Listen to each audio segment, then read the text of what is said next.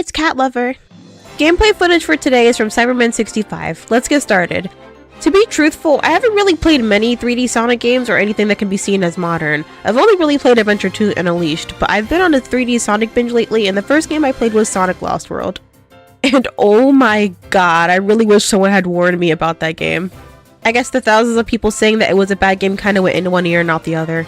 Yeah, I already know what you're thinking. Why would you do something like that to yourself? And the answer is, I didn't think it'd be that bad. I thought it'd be so bad that I'd have fun, but it's actually baffling how bad this game is. Of course, I'm not saying anything revolutionary or unique, but it's my opinion. Lost World had so little and so much going on at the same time that it made my head hurt.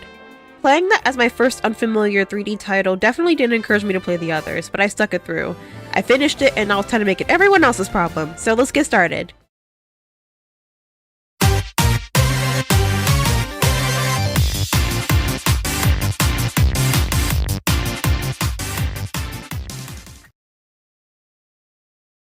Like I said, I'd really hoped that Sonic Lost World wouldn't be as bad as people say it is, but that wasn't the case, unfortunately. In this game, you'll be doing a lot of dashing and spin dashing, mostly because Sonic feels like a grandma with a bad hip to control. Movement is always sluggish and finicky. Even the features that should feel cool to control, such as wall running, feels kinda ass to control.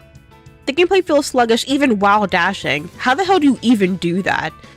Spin dashing also feels pretty lackluster, and it brings you more speed than usual, but not nearly enough to make it good. Kicks feel good to use, but only when the input registers like 50% of the time. It doesn't make it better that sometimes the cursor on enemies doesn't appear and you're left falling to the ground or a bottomless pit. The game enables you to use wisps, but it feels more or less like an interruption in gameplay. I mean, who wants to hear this for more than 3 seconds?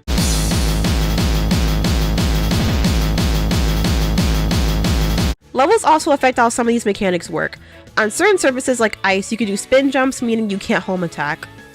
It also feels as though Lost World doesn't let you take advantage of their controls. For example, homing attacks feel really sucky for some reason. If you want to attack a group of enemies, all you really have to do is press one button and they all die, when the game feels like it anyway. It's like the game puts you on baby mode when you're attacking them, which, you know, regular Sonic enemies aren't known for being hard to kill, but still. Even the tiniest bit of autonomy they can give you isn't available, at least not in the correct way. It's funny because in a lot of the levels, all hazards are considered to be insta-kill until proven otherwise. It's as if they pick and choose when to make the game challenging, and a lot of the time it isn't even challenging, it's just frustrating, it sucks to play. There are certain objects in the environment that you often have to use to get past a level, and not all of them suck. Grinding is fine to control like it always is, and the cannon sections are just there, I guess. I do wish Sonic controlled a little better, because I wouldn't have minded a lot of the things that I did if he had. He feels really floaty and stays in the air way too long, like the game doesn't trust its players to stick a landing. The floatiness is also pretty inconsistent, as it can feel like you're in deep space or on the goddamn sun. Sun gravity. Every move you do will stand the test of gravity, so you need to overcompensate, possibly overcontrol your movement so you don't fall into a pit. It really salvaged the game, especially since the gameplay wasn't all that unique or interesting to begin with. It's a bit hard to explain, but in other Sonic games, speeding through a level and being able to do better each time is the whole point.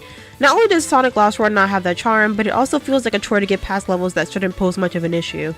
Sure, levels are meant to be obstacles, they're meant to give you a challenge, but that's not my problem. I love a good challenge, I love getting better, but it feels like whenever I die, it's not at all my fault, and that feeling, well, let's just say there's nothing more frustrating than that. Lost World, honestly, and with no offense to mobile games, feels like a mobile game. It lacks any real creativity and, I don't know, identity other Sonic games may have. Even finishing a level brings me no joy because there's nothing to be happy about. It feels stiff and joyless, like a caricature of what Sonic games are meant to be. I also forgot to mention the main objective of these levels. You have to save a bunch of animals like in the other Sonic games, so surely this isn't too much of an issue, right?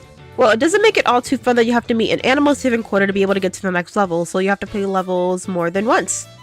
The levels aren't too fun, so finding ones that are even tolerable to replay is hard, and we'll get into that soon.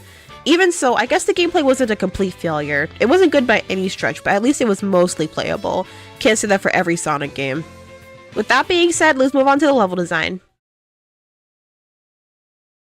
I'm gonna try to be nice, I can't promise anything though. Did anyone even playtest this shit, or was it rush slop like every other game that comes out nowadays? Alright, I'll stop being an ass, but I'm serious. Most levels in this game have a problem with how many instant run enders they have. I'd understand if they wanted to make the game more difficult, but all it does is make the game super effing annoying since the controls are absolute dookie. I'd be hard pressed to find any level that I actually liked that didn't kill me for absolutely no reason. You run into a wall, you die, you fall into lava, you die, this insignificant looking enemy hits you, you die. And there's only one thing I need to say about this level. Sucks even more since the checkpoints just don't spawn when you need them to. I could tolerate it a bit more if the checkpoints appeared before you see stuff you can't react to, but that'd be making the game fun, so that's not a possibility. And like I said, levels like this in their BS will be something that you just have to deal with over and over again because you might have to replay them. Why not just grab all the animals you need the first time around, you may ask? Well, that's another issue with the level design. A lot of them make it difficult, if not downright impossible, to backtrack. Imagine backtracking here or here. You can't, meaning that you might miss your animal quota the first time and have to go back. Some levels are over pretty quick, but there are some that just drag on and on. These are the levels you definitely don't want to lose all your lives in. Yes, this game has lives. To be expected of a Sonic game, but it's not appreciated here.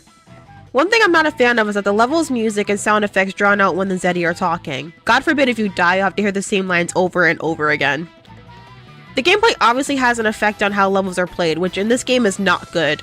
In some sections, if you're just a little too heavy-handed, you'll go flying off the stage and die, or you'll be spinning jumping on ice, break all the ice blocks, and fall to your death. I usually love gimmicks in Sonic games, but here it just makes me want to lightly put down my Steam Deck because I paid way too much money for it. I'm a college student, do you think money grows on trees for me? Funny how playing pinball is the most fun I've had in this game, and even that eventually had the joy sucked out of it. The casino level was the only level I was willing to replay, so I came up to the pinball section a lot. You might think it's fun and optional, but you can't die, so you're stuck until you get out. That's awesome. Lost World has some similarities between enemies in this game and some from the classic Sonic titles, like the chickens from Sonic 2's Wing Fortress and the pigs from Sonic 1's Scrap Brain. Funny how the older version is leagues better than the new one. Okay, no more comparing, for now. It really is a shame because each level looks so beautiful, even if it is just copying themes from other Sonic titles. One thing Sega did was put efforts into the graphics. Anyway, let's move on to the story. The story isn't great. I liked some of the things it introduced, Eggman working with Sonic and the Zeddy for example, but everything else falls flat. Let's talk about the cutscenes first. They drag. They drag so much it's painful. It feels like characters take a million years to say or do anything, and most interactions feel lacking. Character interactions also feel really off. I can't quite put my finger on it, but it just feels like the characters do not interact in a natural way. Everything feels forced, contrived, or done without much reason. A big part of why I was disappointed in the story was that the Deadly Six were not utilized to the best of their quality. All of the Zeddy, except for Zavok and Master Zik, are all stereotypes and big jokes. Hey look, I'm a girl and super feminine! Hey look, I'm fat and I eat a lot! Hey look, I'm emo and everything sucks. Not even intimidating in their bosses, which we'll get into. They were way more threatening than IDW comics, cause you know, they're villains. Even Sonic feels like a flanderized version of himself. Sonic acts too cool, if that makes sense. A whole part of being cool is that it shouldn't take effort, it's just natural. It seemed like he was written by someone who'd only ever heard of Sonic but hadn't actually played his games or consumed any of his media. In Lost World, he's the entire reason why the events happened the way that they did. I can't say kicking the conch is something he wouldn't do, but everything just happened so fast and for no reason. Kind of an off note, but I don't like Sonic's voice or delivery in this game. No offense to his voice actor, of course. I blame the directors. The only thing I liked about the game, in all honesty, were the cutscenes with Eggman. Not this one. This one. You can say Eggman is a bit flanderized here too, but he's the only solid character in this game, and each cutscene he was in instantly made it more bearable. I enjoy his banter with Sonic, sometimes, and actually getting to see semi-civil conversations between them is honestly cool. Eggman acts in his best interest throughout the entire game, saving the heroes only if it can benefit him later. It's pretty cool writing in my opinion, but to most people it probably feels like this. Speaking of cutscenes, I like how some of them look. Well, just the intro mostly, but I had to say something nice, right? I don't know, the characters look okay, I guess. Zeddy could have definitely been designed better because honestly all of them look like they were created just to get shoved into a Happy Meal box. Can't say I hate how they look though. I do however hate that all of the main Sonic characters look bland as hell. Their designs are relatively the same, sure, but while in cutscenes they look really bare bones. Even with expression changes they stay pretty static except for in some cases. It's kind of why I really love the IDW comics since the characters all make unique expressions and the story doesn't suck ass. Either way, the game didn't look terrible, just really uninspired, and so was the story. So with that being said, let's talk about the bosses for this game. The bosses suck ass. Remember when I said that Lost World feels like a mobile game? Well, you might not see it at first, but when you play the bosses, you'll definitely get that vibe. Each boss feels like the same rinse and repeat process. Wait out an enemy attack, homing attack them, and do it all over again. All the fights feel like they drag on in like they're 2 seconds at the same time. You'll need to fight all the Zeddy, and like I said, they should feel like a challenge, but they're all pretty pathetic. Even so, you might still die to these bosses because when you get hit, rings scatter too far for you to catch them, and sometimes the input for attacks just doesn't work. Not to mention that in some of these fights, you can die instantly one way or the other. Like the boss fights weren't already a chore to go through. How they made boss fights super easy and still an eyesore, I'll never know. Probably because of the controls. You fought one Zeddy, you more or less fought them all. I do think some of the lines they make after being defeated is kinda intriguing though. Either way, the only unique boss is Zavok's final form, and it still sucks because of the really awful controls. I think I've met my quota for saying that in this video. It can make that boss fight a literal nightmare because if you fall, you die. I do think the boss is a somewhat interesting concept as Zavok shows you what to do while in his first form. That's like the only interesting thing about the boss because it just feels like a severely ripped off version of a final Bowser fight in a 2D Mario game. Blomp. Eggman is the true final boss, and I got excited thinking that he'd be an actual challenge, but this is Lost World, so no, he wasn't. None of the bosses interested me at all, and again, it just felt like a gigantic, annoying obstacle in my way. With how short they were, I'd say that the Sonic Dash fights were probably longer. Probably had more substance too. Anyway, with that being said, let's wrap it up. It's a really good thing Sonic Lost World is so short, huh?